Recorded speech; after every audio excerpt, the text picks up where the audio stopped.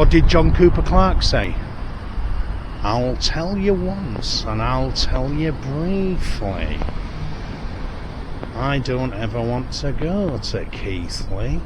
Well, if he had come, he might have discovered that it was the first town to ever record a twinning agreement in the world, in the whole wide world, with a French town called Puy-du-Nord in 1920. Old John may have also seen the local railway, which was featured in The Railway Children with Jenny Agutter. It's also been in a few other films such as Yanks the movie, if you remember that. A film with Josh Hartnett called Blow Dry. It was in Pink Floyd's The Wall. An episode of Last of the Summer Wine was filmed here, A Touch of Frost. And a film called Yasmin, which is about the fallout after 9/11 within the Asian community, that was written by a good writer from around here called Simon Beaufoy. So it's got quite a lot going for it culturally. However, you may also know that it was once voted the 7th worst place to live in England. Bill Bryson, when he was writing his memoir, Notes from a Small Island,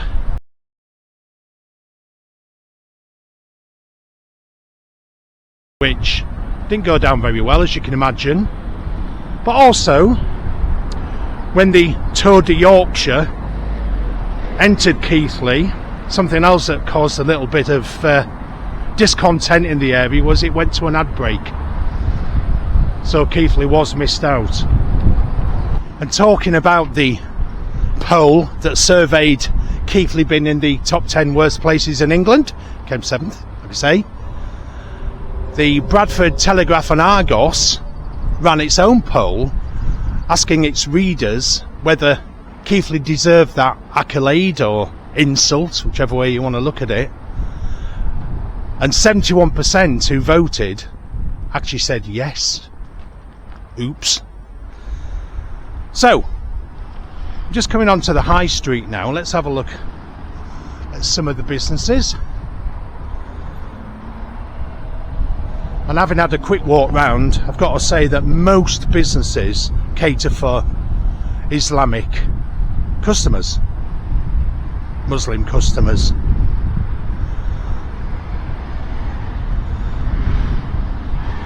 So I'm going to walk down to a particular building, number 40 High Street, which is this pizza bar now called Flames.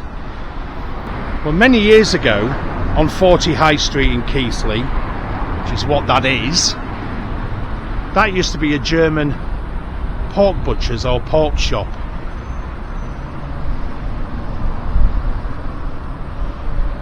And in July 1914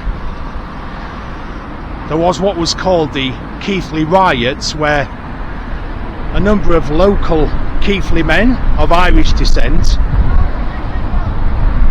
got into a row with the German pork shop owners.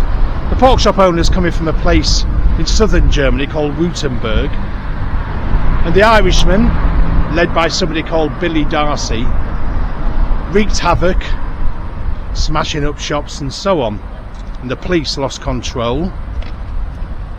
And it was down to the Catholic Monsignor called Monsignor Russell to come and stop the melee, the riots, saying to the men that, look, if you want to fight Germans, get down to the recruitment office and leave these peaceable people alone.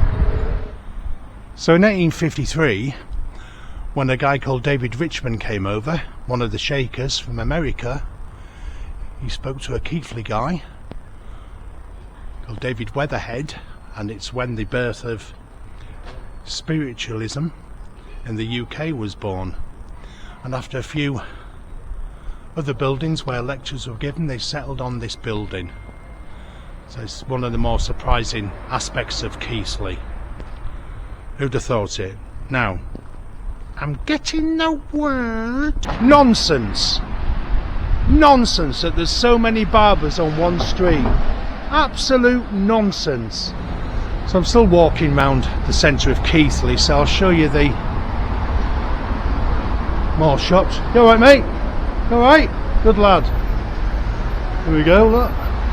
Moon Mini Market. Get your vapes there.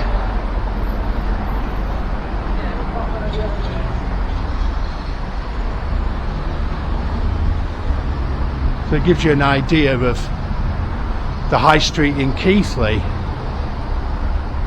It's significant in terms of barbers, vape shops, etc. The Yorkshire tapas.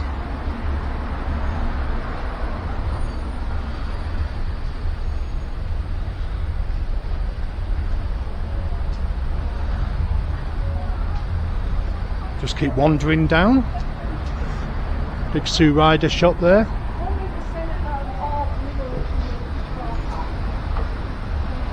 Usual budget shop. International food shop. Unrecognisable, isn't it? Really, really is. I mean, where's the British High Street gone? Really, where's it gone? It's just not here, that's for sure. Now there's 3 wards in Keighley. East and West and Central. Now we're in the Central ward at the moment, and here it is around about 60% Muslim,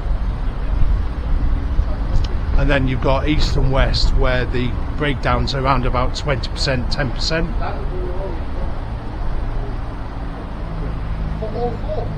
And there's a lot of apathy as well, because there's a large modicum of people that don't identify with any religion, making it pretty much Islamic, really. Are the barbers there? Ace of Fades. Can you see that one? Yumsy.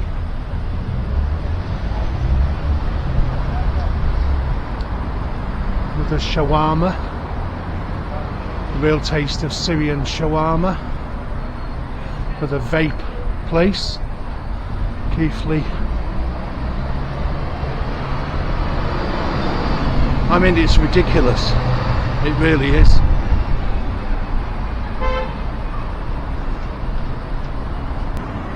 So as I walk down another British street, I'll tell you a little story. On the 22nd of May 1936, the airship the Hindenburg crossed Yorkshire, and a parcel was dropped by one of the occupants of the airship, known as the first flying priest, John P. Schultz. And in that parcel there was carnations, a silver and jet crucifix, stamps, a postcard and Hindenburg notepaper, and there was a note asking for the flowers to be put on his brother's grave. Now his brother sadly had died in Rakeswood prisoner of war camp in Skipton. He was called Franz Schultz, and he was buried at Morton Cemetery. Now the 2 lads that found the parcel, young lads, Jack Gerard and Alfred Butler, they did pretty much as John asked and put flowers on the grave and so on, but the crucifix, because of its value, was placed in a nearby church, St Anne's Church. So I just thought you'd like that little story as we walk round. So we'll have a little look at some more businesses, see what type of businesses are in Keighley. So we've got a hairstylist there. Let's see what else we've got in Keighley. We've got one over the road, Best Cuts, opposite.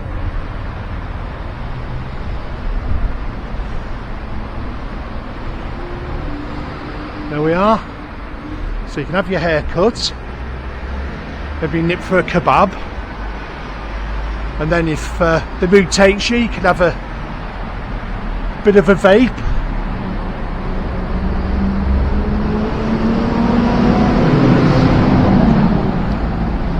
We've got a local fight going on there with Ibn Nadim fighting.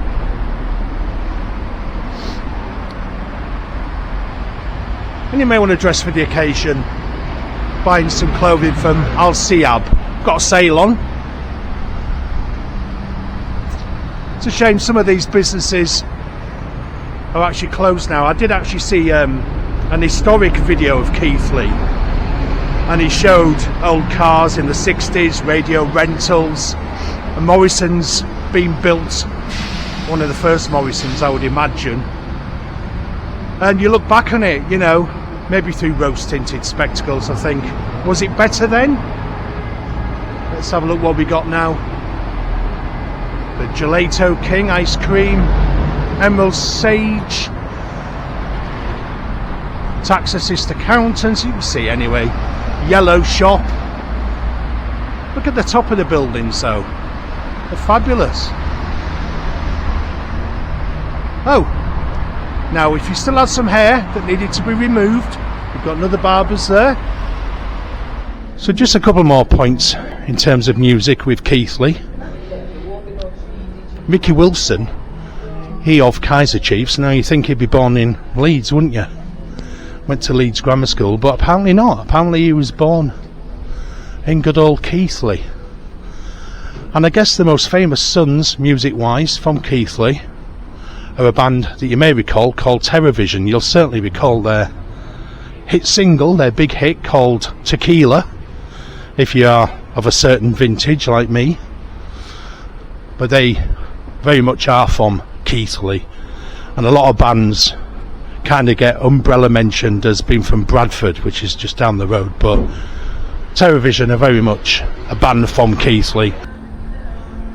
And just to let you know, Kiki D, she was a famous person who came from Keighley, comes from Keighley, she's still with us, thankfully, called Pauline Matthews. Originally a name, a birth name. It just made me think, can you imagine Pauline Matthews and Reginald Dwight? Do you think Don't Go Breaking My Heart will be such a big hit if they went under their real names? Just sounds a bit sounds a bit Arthur Mullard and Hilda Baker, doesn't it? If you remember that, when they did You're the One I Want, the Grease cover version. Okay, so still mooching around. You can see the Kashmiri catering business there. You've got a boutique, and as we go around, we've got the large mosque, one of many mosques in Keighley. Now there was a chap, a religious teacher, a cleric, whatever his title may be, called Sabir Hassan, who was actually secretly filmed during a TV programme, and this resulted in him being imprisoned for 10 weeks. And when you think about what's happened in Batley with that school teacher lunging out and lashing out at a child, it makes you wonder, doesn't it, when it's captured. The Issa Brothers business, Asda there, similar colour scheme to the mosque. When it's captured, things happen, but how many assaults on children are simply not captured? Makes you wonder, doesn't it? You may have seen recently Katie Lamb stand up in Parliament and use some very industrial language when she was quoting from court transcripts relating to the exploitation of young people. Now, when I was doing the research for this place, I was quite happily looking up things such as Kiki D's history and Terrorvision and the Railway Children and the films that were filmed here, etc, etc. But like the thumbnail says, it did take a very sinister turn when, even just this week, an organisation called Open Justice UK have been turned down in obtaining court transcripts and judgments relating to a case back in 2016 that was actually in Keighley involving 12 men, I use that term loosely, and what they did to a poor 13-year-old girl. The judge, Jonathan Rose, said such information is not in the public interest. Well, do you think that's right? Do you think it is in the public interest? Do you not think that we need to know?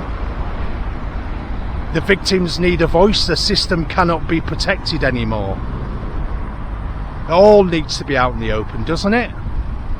Who is being protected and why? What is going on? Now, the MP for this area is a Tory, actually, which surprised a lot of people. He's called Robbie Moore. And he's basically come out and said blocking transcripts protects the system, not the public or his constituents, who he feels do have the right to know. And other politicians, such as Robert Jenrick, feel very strongly about this as well, coming out and voicing their concerns that it certainly does need to be in the public domain. We need to know every single detail. A large council estate on the outskirts of Keighley. On 1st of May 2021, this road was actually cordoned off because they found some bomb making equipment or explosive material, whatever you want to describe it as, in one of the gardens, I believe, because there was 3 people, 5 in total, but 3 people from Keighley and a couple of others involved in a potential right-wing terrorist campaign. Now, the 3 people involved were called Daniel Wright, Liam Hall and Stacey Salmon. It was classed as a fascist cell. They celebrated extreme right-wing attacks and encouraged terrorism. So, just by way of balance, I thought it'd be better and appropriate that I include those people as well, from a different community, and it just kind of underpins the schism that exists within Keighley. A real divide between the communities. You've got mono communities that kind of live side by side, but not together. There was a young lad from Haworth called Joe Metcalf who was found guilty of planning to attack a mosque, and he was reported in the press. Now, what's interesting about this was, when I read the article, which was published on the 10th of November 23, and he was convicted of a terrorism offence and got 10 years prison. Now, he was a wrong 'un, because he was also convicted of a separate offence against a girl, a heinous offence. Apparently he's now converted to Islam in prison and he's very sorry. But what's interesting though is the reporting. He was named, photographed when he was 17. He committed the offence allegedly when he was 15, from what I saw. So it seems quite strange that that was reported quite publicly, so no misinformation could be amassed or garnered. What do you think about that, folks?